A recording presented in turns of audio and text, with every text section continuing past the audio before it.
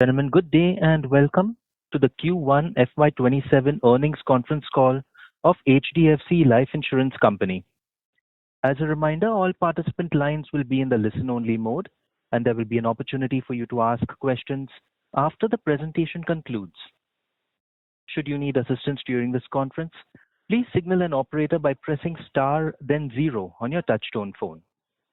Please note that this conference is being recorded. I now hand the conference over to Ms. Vibha Padalkar, MD and CEO of HDFC Life. Thank you, and over to you, ma'am. Thank you, Darwin. Good evening, everyone, and thank you for joining our earnings conference call for the quarter ended June 30th, 2026. Our results, along with the investor presentation, press release, and regulatory disclosures, are available on our website and with the stock exchanges. Joining me on today's call are Neeraj Shah, Executive Director and CFO, Vineet Arora, Executive Director and Chief Business Officer, Ishwari Murugan, Appointed Actuary, and Kunal Jain, Head IR, Business Planning and Strategy. Moving on to the macroeconomic front, let me begin with the broader macroeconomic context. FY27 opened on a firmer footing than we anticipated a quarter ago. The RBI's Financial Stability Report reaffirmed that the banking and corporate sectors remain healthy, providing a stronger cushion against external shocks than in past episodes of stress. That said, the environment is not without its watch points. Geopolitical escalations and risks can resurface quickly, and we are watching this closely given its bearing on oil prices and broader market sentiment. El Nino also remains a factor we are tracking, though we do not see this as a broad-based risk at this stage. We believe this improving macro backdrop is constructive for long-term savings and protection businesses like ours, and we remain watchful for any material shifts as we go through the year. Moving on to our business performance. We commenced FY27 with Q1 individual APE and WRP growing by 7 and 8% respectively, while overall APE growth was stronger at 9%, supported by robust growth in credit life and group business. On a 2-year CAGR basis, individual APE growth was 10% and our retail private market share stood at 16.3%. Growth during the quarter was underpinned by strong customer acquisition, with the number of policies growing in double digits and ahead of industry. Retail protection continued to outperform the company average, growing by 42%, and retail sum assured also continued to outpace the industry, which is a reflection of the quality of our business mix and our sustained focus on long-term protection outcomes. Importantly, this growth was broad-based. Channels other than HDFC Bank collectively grew at 17% in Q1 FY27, led by a strong performance by our agency channel and healthy momentum across non-bank alliances, demonstrating that the underlying engine of our business remains well set up. Business through the HDFC Bank channel remains subdued this quarter, reflecting softer volumes at the overall bank level. We have worked closely with our parent, and encouragingly, our counter share within the bank improved through the quarter and is now trending closer to where it stood at the same time last year. And this is on a run rate basis. While it is early days, we see growth pick up as a matter of time rather than anything structural, and we expect the channel to progressively contribute to growth as the year progresses. Our agency channel grew ahead of the company average at 21%, with particularly healthy traction in protection and annuity, a continuing payoff from our investments over the past few years. This is in distribution reach, frontline capability, and branch productivity. Our non-bank alliances also delivered a strong quarter, with retail protection growing by 60% year-on-year and market share across partners remaining largely stable. For FY27, we continue to hold ourselves to 2 clear markers: growing in line with or faster than the industry over the course of the year, and delivering VNB growth broadly in line with APE growth as we prioritize profitable market share gains this year. We remain disciplined in our approach, anchored in customer acquisition, product competitiveness, and quality of business, and confident that the machinery we have built is positioned to deliver on both. Moving on to product mix. Our product mix remained well diversified. Unit-linked products contributed 44% of individual APE, non-par savings 22%, participating products 15%, retail protection 8%, and annuities 11%. Non-par savings crossed mid-20s on a run rate basis by the end of the quarter, aided by calibrated rate actioning across select cohorts, supported by a favorable yield environment. We also saw some benefit from competitive repositioning in the category, alongside a gradual shift in customer preference towards guaranteed return products, a trend we will continue to watch as the year progresses. Protection continued to be a standout, growing over 40% year-on-year as we carried forward the momentum from the second half of FY26. Retail protection's share of our business rose from around 6% to 8% and to nearly 11% including riders. Credit Protect also delivered healthy growth of 19%, supported by a recovery in the MFI segment. Annuity saw strong momentum on the back of our variable annuity proposition launched in Q4 FY26, which now accounts for just under half of our annuity mix and has opened new conversations with both distributors and customers. We believe continued innovation in this category will expand our addressable market over time. Unit-linked demand remained resilient despite market volatility. Looking ahead, we expect our product portfolio to remain balanced. We do not anticipate ULIP mix increasing meaningfully from current levels and expect the share of non-par savings products to improve gradually as customers rebalance their asset allocation towards long-term guaranteed solutions amidst evolving market conditions. We also expect protection to remain a key growth driver, although growth rates may moderate in the second half as the impact of recent tailwinds normalizes. Moving on to financial and operating metrics. Our value of new business grew 9% to 879 crores during the quarter, aided by improvement in new business margins by 100 basis points sequentially versus Q4. On a 2-year CAGR basis, VNB growth was 11%. New business margins stood at 25%, aided by better product profile, which helped absorb scale-related pressure and a GST impact of approximately 60 basis points. Residual GST impact now stands at 60 basis points, and we remain on track to fully neutralize it over the coming quarters. Going forward, while margins should improve with scale and product mix, as stated at the beginning of this year, we will continue to prioritize growth over margin expansion, and hence we expect new business margins to remain range-bound at current levels. Renewal collections registered a healthy growth of 19%.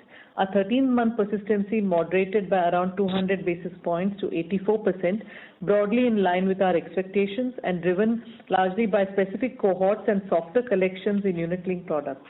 We view this as within our anticipated range, and we are working across customer engagement, collections, and retention to drive improvement through the year.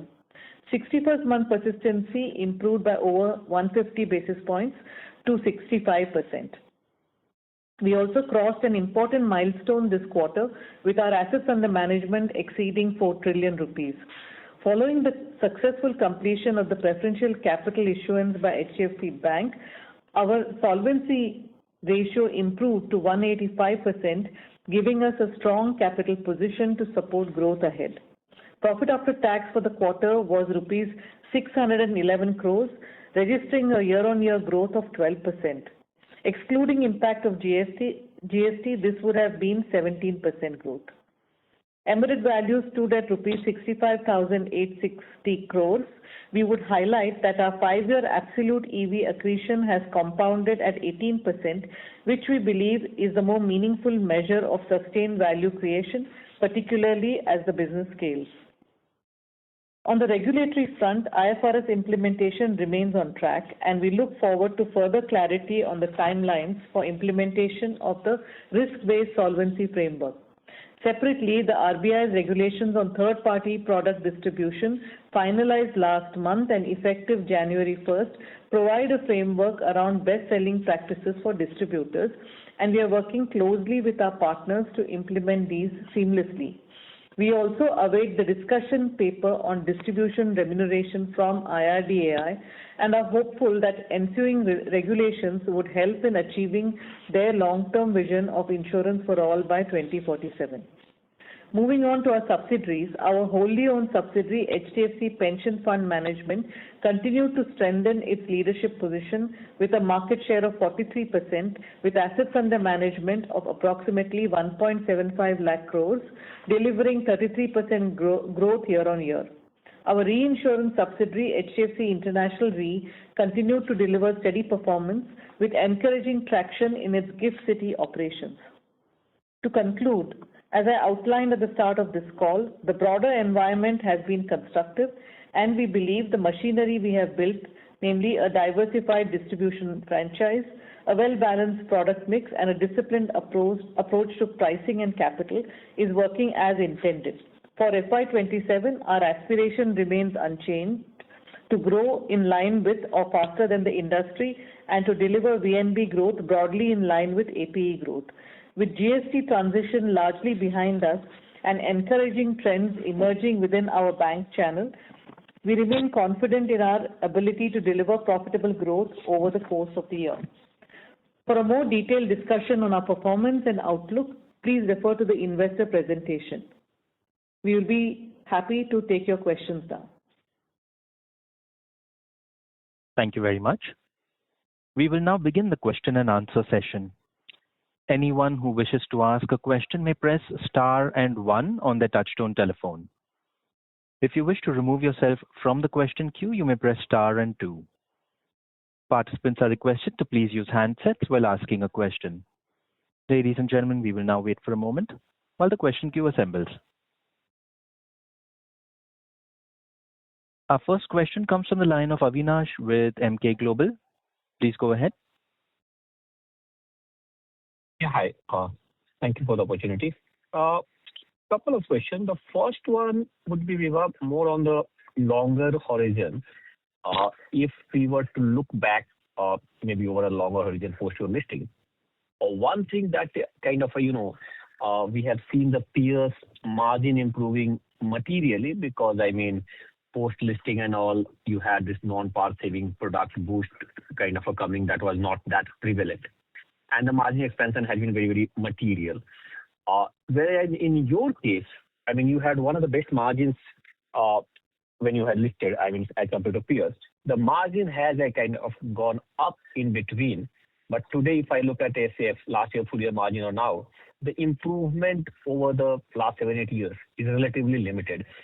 With product mix turning favorable, operating kind of a scale going up.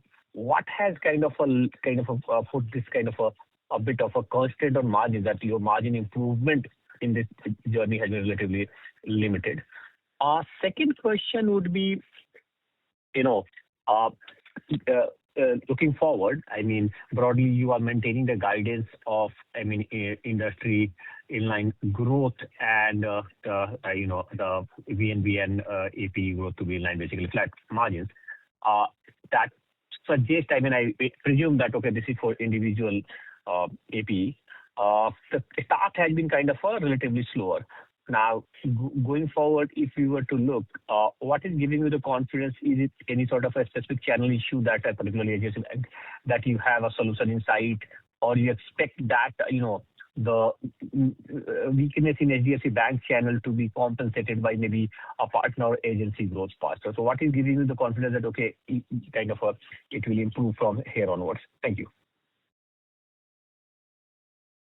Yeah. Hi, Avinash. Yeah, so on the margins, actually, fundamentally, our margins would have grown. I don't want to say relative to peers because some are in open architecture, some in closed architecture, some are at market intensely competitive market commercials, some are at favorable commercials, and so on. So just in terms of, if you look at our own numbers, you'll see that market margin expansion was clearly on the cards. And this is, if you see on slide 5, every dip or any volatility that you see. So if you were to look at FY16 onwards, there has been a steady FY16, FY18, every 2 years, FY20. till FY22 and then till FY22, there was almost a sequential growth in or a linear growth in margins, almost between 100 to 200 or 150 basis points increase in margins, exactly to your point. And so this happened, as recently as FY22. Thereafter, there were three very significant either regulatory or government-related impact on the sector, which we have called out. To say first one, between FY22 to FY24, there was a 90 basis points decline in our margins, and thereafter, because of the withdrawal of ATCCD, or the 5 lakhs and above would be taxed, very significant impact. Also because some of our customers were perhaps the more affluent, and so we were operating at a higher ticket size. So like we articulated at that time, we changed our strategy to move away from those kinds of only on those or largely on those kind of customers to a more broad-based, a lot more tier 2 and 3 model. And around this time, we articulated and rolled out our tier 2 and 3 strategy. Happy to share that now close to 70 to 75% of our new business comes from tier 2 and 3 when you look at number of policies. So that has worked very well. Thereafter, when you fast forward margins, so we have reached 26.3.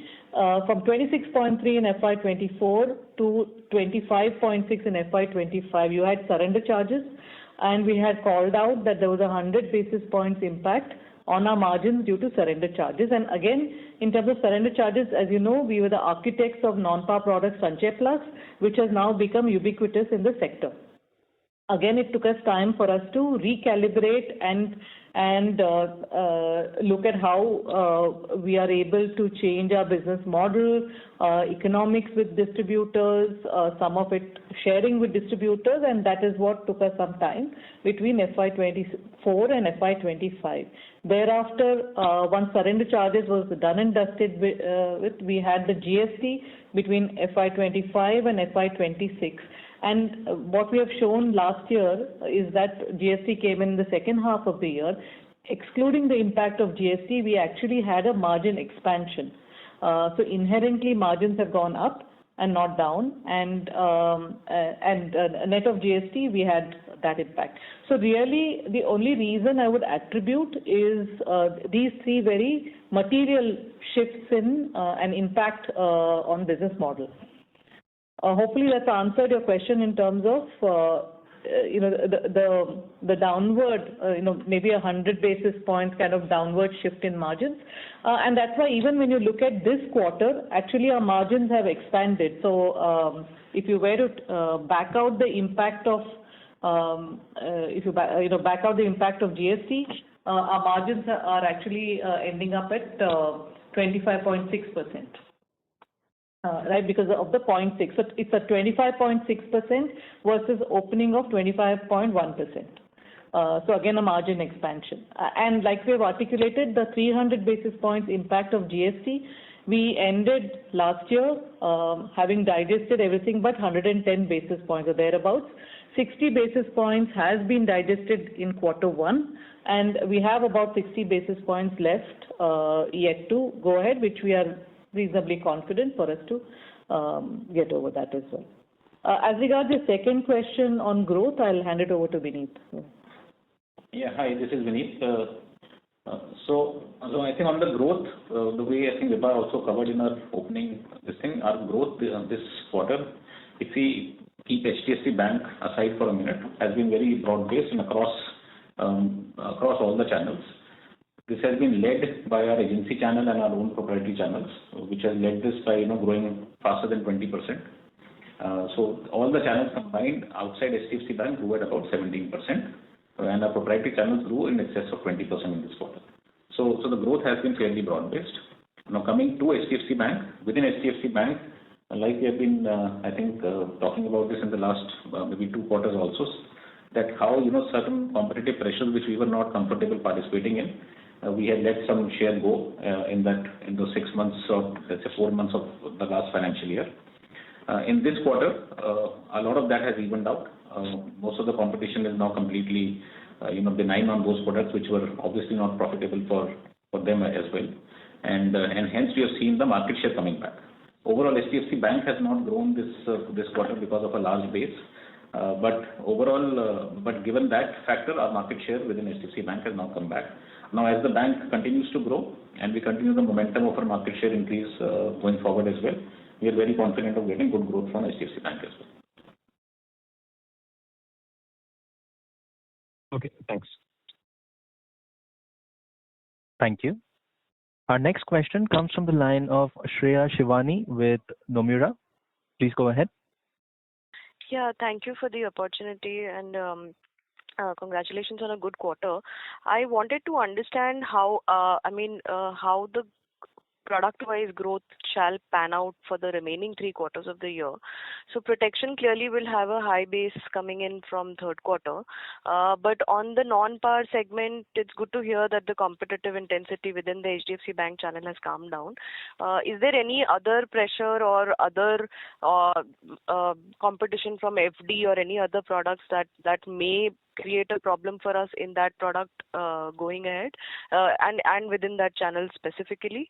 So yeah, a product-wise outlook on what can pan out in the coming 3 quarters. And thus to that extent, will our margins remain at this elevated levels, or should we see a little bit more compression coming in if ULIP growth kicks in from second quarter? Yeah, thanks, Shreya. So at a broad level, product mix, the couple of shifts that are very noticeable are in protection by 2 percentage points from 6% to 8% over the same period last year. And also, as we had indicated over the last few months, the non-par savings bucket has started moving in the right direction. We closed at about 19% last year, and it's for the period it's 22% now. On a run rate basis, it's close to 25%. The third bit, which is again within the non-par savings category but falls under the annuity bucket, has more than doubled from 5% mix last year to about 11%. This is on the back of a new product launch that we had done in Q4 of last year on the variable annuity front. We have a couple of product structures there which have been received extremely well by customers and our distribution partnerships. So that is something that has also added to the richness of the product profile. Unit linked, as anticipated, although the same period last year has gone up by about 6 percentage points, but are as such on a full year basis are very similar levels, not having moved too much. So our outlook for the rest of the year on the product mix is going to be not very different from what you're seeing now. Protection as a percentage is likely to stay there or thereabouts. We expect a higher level of growth in the next 9 months, so lower ticket size protection products may not be able to match in terms of the mix percentage. So that is something that you could see. Annuity as a segment, we expect that to continue, which will be significantly higher than last year. Non-par also meaningfully higher than last year. We don't know where it kind of settles, but mid-20s looks like a fairly good a base from where we would like to build. Unit linked again, not very different from last year. We don't expect any meaningful elevation from here. Neither do we expect a very significant downward movement from here on.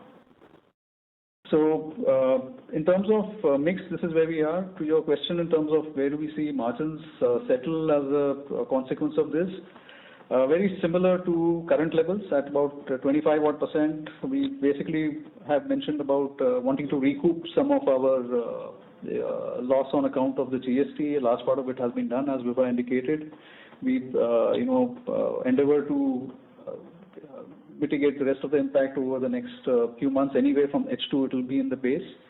So we expect to hold our margins at levels similar to where we see today, and focusing on VNB growth in line with APE as the rest of the year shapes up.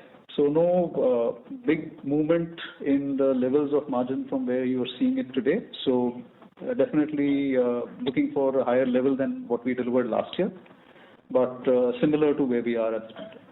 So just to add to what Neeraj has said, I think inherent margins hopefully should go up a little bit, but we want to reinvest it back into business for growth. Right, that makes sense.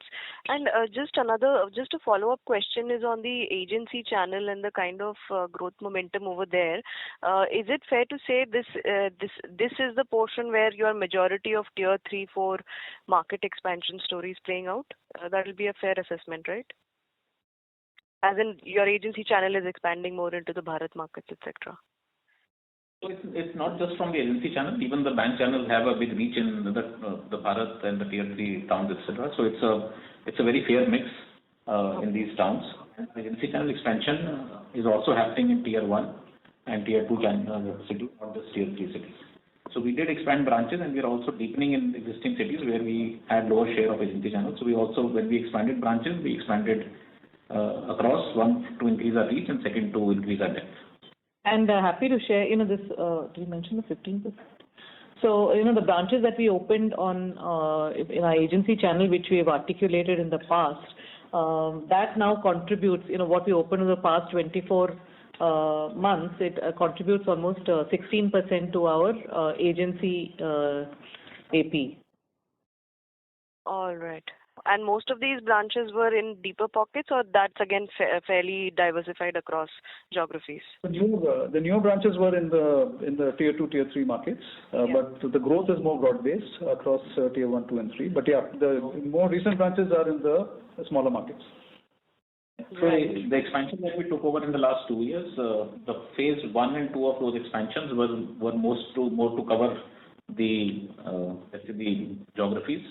The tier 3 expansion is more in beginning. So there is a portion of the expansion also which is for development. Got it. This is very useful. Thank you so much, and all the best. Thank you.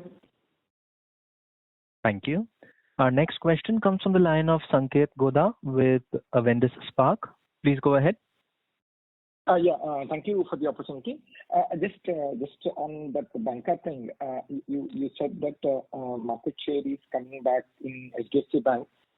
So maybe last year we alluded that we were at the early 60s and we used to be mid 60s. So when we say that market share is back, are we back to mid 60s, or we still have a scope to go back to mid 60s in HDFC Bank? See, Sanket, we are very selective in which segment we want our market share to go up. I think that is important. So the headline number is not something that necessarily is how we look at things. So obviously in the more some of the segments that we talked about just now, non-par especially, as well as in protection and even in par, that's where probably our focus is a lot more than in unit linked. So we are very granular in terms of what are we tracking. But suffice to say that we are on track is what I can say in terms of a lot of level playing field. We are also competitive on our product architecture. We talked about that earlier, and a few other things that are well position us well to pick up any demand. We're also looking at this in a very granular fashion of which are the laggard branches and so on, and having a very bespoke strategy to fix it. The intention certainly of the bank is will aid some of what I'm saying. So Vibha, is it fair to say that compared to last year, in current year, or at least for first 3-4 months, you are operating in a relatively better environment in HDFC Bank compared to what you witnessed in FY26? So probably if the bank comes back with the growth, you will invariably do very well in the particular channel. Yeah, I think you more or less captured it. Okay, perfect. And second question which I had was that this par meaningful slowdown, what you see is predominantly because of our conscious focus to degrow the immediate cashback plans which we launched in par, or is it in general migration of business which was par previously catered to variable annuity or non-par? Just wanted to understand the color of slowdown in par business. Yeah, so it's a combination. Our focus has been on non-par, and you'll agree that we've shown a fair bit of traction on non-par. from the late teens to moving exit rate, like we said, around 25%. So some of that has happened, but also I think the overall operating environment, there are preferences of customers when there's a lot more of market volatility. There is some level of relooking at guaranteed products, at least for some part of people's portfolio, as they should, plus aided by a favorable yield curve environment. So it's a combination of all of those. The reason why I'm asking, Vibha, is that in the previous result call, the articulation was a little different, that non-par business is still not conducive, but the commentary what you are giving seems to be a little different. So just it is a bit confusing to make a clear conclusion whether the demand has come back to really non-par, either because you're offering or industry is offering better yields because of yield curve benefit, or it's just some ULIP demand or some other product demand is migrating towards non-par. It's a combination, Sanket. So I'll just start with non-par. Non-par, we've been having a product mix in the 30s for the last few years, ever since we launched the category of products. And last year, where we saw a significant downward shift at about 18%. The reason for that was twofold. We had mentioned that largely it's basically the customer mindset moved towards unit products in a fairly big way. So that was one. And second, we did see a significant amount of competitive intensity in this space, which, like Vineet mentioned, we took a step back to only focus on business which we thought was viable from a medium to long-term perspective. So these were the two reasons why the non-par mix went down. And also, as we mentioned, the environment is a little more, let's just say, benign on the ground, because of which ability to kind of compete on sensible terms is higher at this point in time. Alongside that, yes, the interest rate environment does help, because the headline rates available now are better than what they were maybe same time last year. So it's more in terms of some of these things which have increased our ability to get to a non-par level, to non-par share to this level. It's not necessarily dependent only on, let's say, the interest rate environment or any one single factor. The customer thought process on asset allocation will, in our minds, always be a very significant, guiding factor on product mix. So we just want to ensure that we are well positioned across each of these categories and are competing on sensible terms. That's what we would like to maintain. Sure, quite clear. And lastly, one small point, whether variable annuity products margins will be better than the company average. In general, I just wanted to understand the color if the product sees attraction. And lastly, in the VNB walk, you have an assumption change negative impact of 40 bits outside the 60 bits negative impact due to GST. So just wanted to understand this 40 bits assumption change is related to what line item? Yeah, so the first bit, sorry, on your second one, assumption change is largely linked to what we had spoken about last year on the persistency variance that we had. So this is something that we have corrected for and taken a hit upfront on the embedded value for this bit. On your variable annuity question, yes, the margins will be higher than company average. It basically depends on the kind of structure that the customer chooses in terms of how many premiums they decide to pay. So it would be dependent. It would be anywhere between an annuity product that you saw, the traditional annuity product, or a non-par product, depending on the structure, but higher than company average. Perfect. This is useful. Thanks for the answer. Thank you.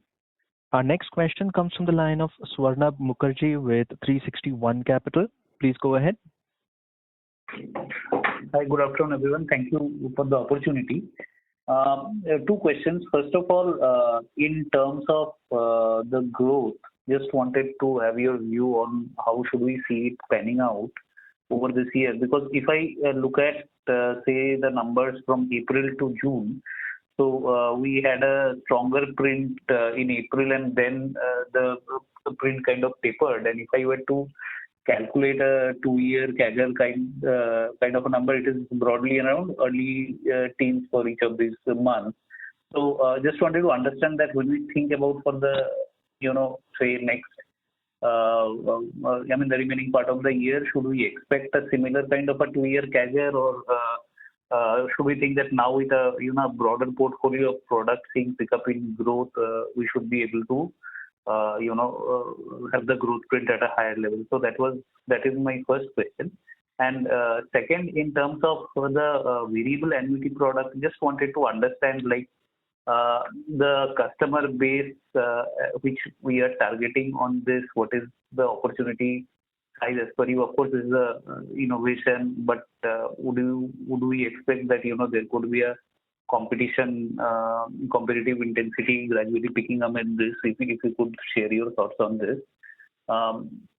And thirdly, in terms of the solvency margin, I understand that it has improved after the preferential raise, but just wanted to understand that with the retail protection run rate we are seeing, what kind of runway do we have before we need to go for a fundraise? Yeah, these will be my 3 questions. Thanks.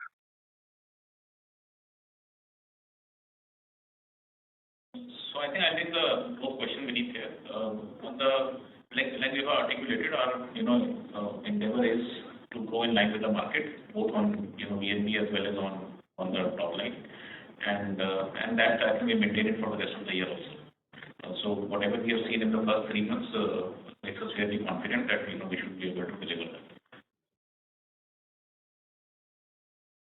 Yeah, to your question on variable annuity, yes, it's a very exciting space. We started out by offering a product and have now expanded to 2 product categories within variable annuities, and we expect over the next few years, as the regulator engages with us to develop this category further, we believe there's a lot more scope for innovation and more options from a customer perspective. So the customer segments that we're focusing on, at least to start with, was someone a little more nuanced and discerning in terms of ability to live with the variability in the product, because the traditional annuity product was a guaranteed product with no upside or downside potential. But this product allows the customer an opportunity over a 15-20 year period to get meaningful upside, and that can be illustrated through at the time of engaging with the customer. So that is something that we started off with. As we expanded our product portfolio, we have seen that customers who are willing to commit for a longer period of time from an investment perspective, they are typically slightly younger in age than folks taking a single premium product. So there we are able to widen the customer segment and offer ticket sizes which are slightly lower than what we would do for single premium products as well. So as we understand customer behavior in our engagement, we will look at how we can expand the customer segments. But we have been fairly watchful to ensure that the customers understand what this offering is, because it is different from what the traditional guaranteed product that everyone understood. On solvency, so as of now at about 185% after the preferential allotment, capacity to raise 1,000 crore of sub-debt as and when 500 crore of sub-debt as and when required to give us additional 4% solvency. The run rate that we are at this point in time we're comfortable with a 15-18 odd months runway with the current capital that we have along with the sub-debt capacity. And we would expect the transition to RBC to happen at this point in time. With the current run rate on protection and non-par or any of the product categories, we believe we should be okay as far as capital is concerned, and we definitely look forward to the implementation of the risk-based capital framework. Understood, sir. Very clear. Thank you. All the best. Thank you. The next question is from the line of Nischint with Kotak. Please go ahead. Could you comment a bit on growth in the banca channel, beyond HDFC Bank?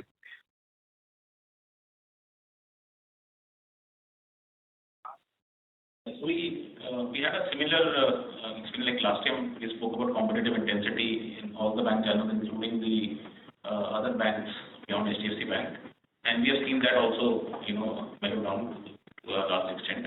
And our growth in those bank channels have also improved.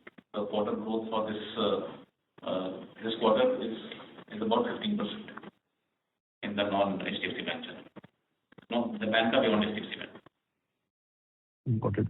And in that sense, HDFC Bank is probably a decline, is what we are saying right now.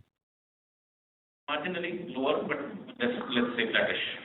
And just to add to here, Nischint, if you see on a 2-year CAGR basis, HDFC Bank is very similar to other banks, but they had a higher base effect, because of very good growth last year. And typically, HDFC Bank is kind of a mid-teen sort of a growth trajectory, which you believe should catch up towards for the entire year. Is that a fair reading? Or I think 10 to 12% because of all these regulatory changes also spooks distribution. So I think a 10 to 12% kind of a growth of late. But and that's what even other banks have largely grown. If I look at a 2-year CAGR basis, I think 2-year CAGR, they are about 10%, yeah. And so are some of the banks. Sure. And agency is kind of trending quite well at around 21. Do you see this kind of continuing? Because I'm just trying to kind of connect the dots to the overall guidance. Yeah. So Nischint, we are quietly confident. See, agency is a channel that one can't really buy business, certainly not make money if you buy business. So it is a very bottoms-up funnel. We already have that funnel of new agents. They have been trained, and we look at different buckets of 0 to 12 months, 12 to 24 months in terms of productivity, products, our presence in all the 250 plus branches that we have added that are now contributing 15% to our agency business, and it was probably in high single digits last year. So it's a very bottoms up, brick by brick growth. And so we have some visibility, all things being equal on the regulatory front and so on. We have some visibility in terms of what gives us the confidence that our agency channel should continue to trend well. And not just that, we are very happy that term and annuity together has been growing disproportionately high, in our agency channel. So that also improves our profitability in the channel. So if you were to look at slide 15 of our investor presentation, term and annuity has gone up from 15% to 27%. So not just the growth is good, but also, consequently aiding profitability. And other things like our active agent count and all of those, we put it out. But that's what I mean by the building blocks, underlying building blocks of this channel. And anything specific to read in the sharp increase in non-bank alliances, the term business in non-bank alliances? Non-bank alliances largely, the protection business that you see increases mainly from the aggregators, and that's where you see a large traction of term coming in. There's also the base impact which happened post GST. So obviously pre-GST, post GST, there will be some normalization on this business, but that's the large contributor. Yeah. Also, the correct will be the exit rate in FY26.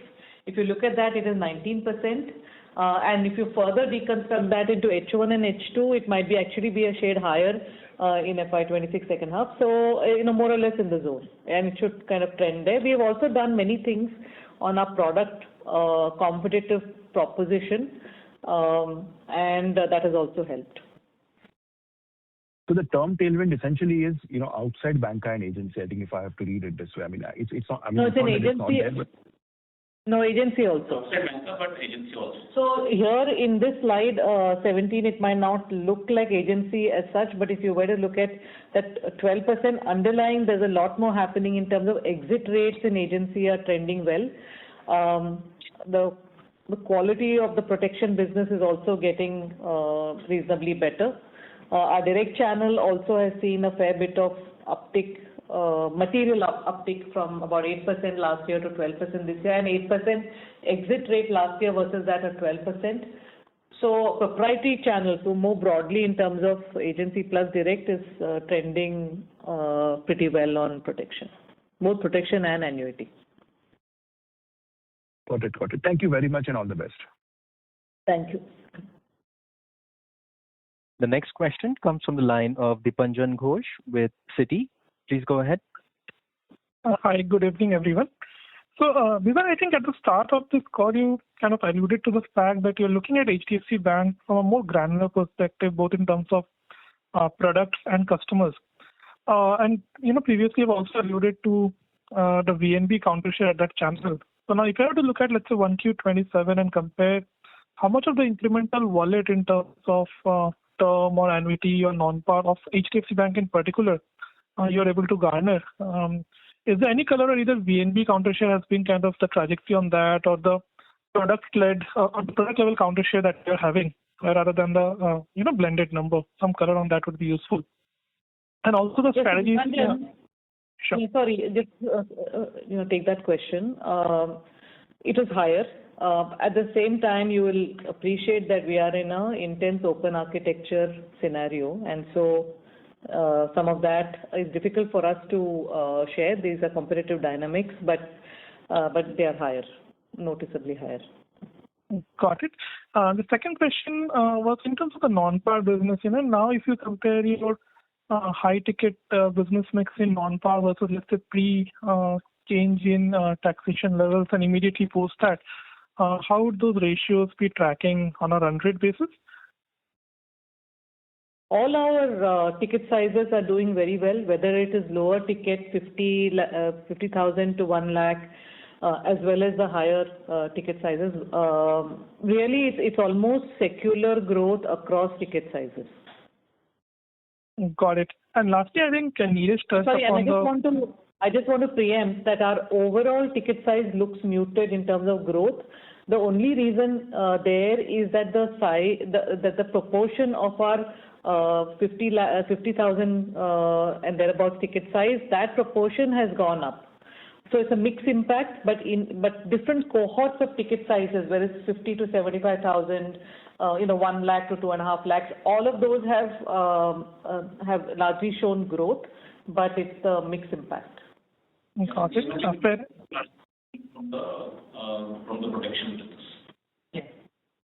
Fair enough. As protection grows, the ticket size is going to go down, overall ticket size. Sure. Fair enough. The last question, I think Neeraj touched on the fact that over the next 2 years, the regulator and the companies might be more focused on co-developing differentiated products on the variable annuity part.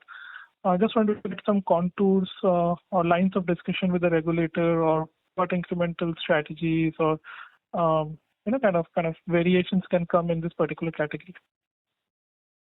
So the introduction of the category itself was a fairly big step because this product is understood, it's at a fairly sensitive age segment at 60 and above as such.